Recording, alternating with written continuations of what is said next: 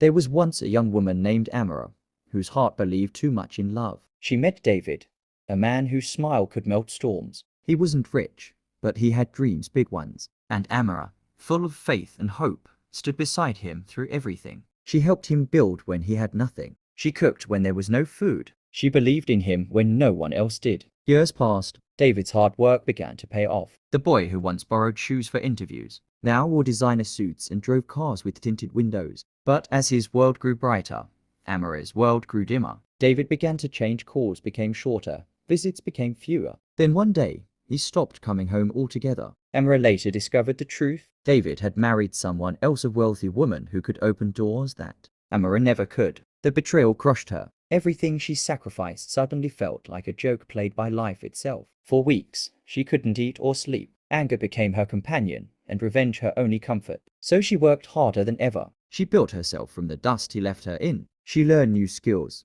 started her own business, and slowly, piece by piece, Amara became the woman she once dreamed of being. 5 years later, their paths crossed again. David sat alone in a restaurant, looking nothing like the man she once loved. His new marriage had fallen apart. His business had failed, and his charm had long faded. When he saw her, he froze. "Amara," he whispered. She smiled gently. "Yes, David, it's me." He looked at her, eyes full of regret. "I'm sorry," he said. "I made the worst mistake of my life." For a moment, her heart ached. The memories returned, every promise, every tear, every night she prayed for him. But this time, she didn't cry. She simply said, "You didn't lose me when you left. David, you lost me when you forgot how to love." Then she stood up, wished him peace, and walked away, not out of anger, but out of freedom. Because sometimes, revenge is not making them pay, it's showing them you survived, and you no longer need them to live. Moral: love can break you, but it can also build you. Betrayal may hurt,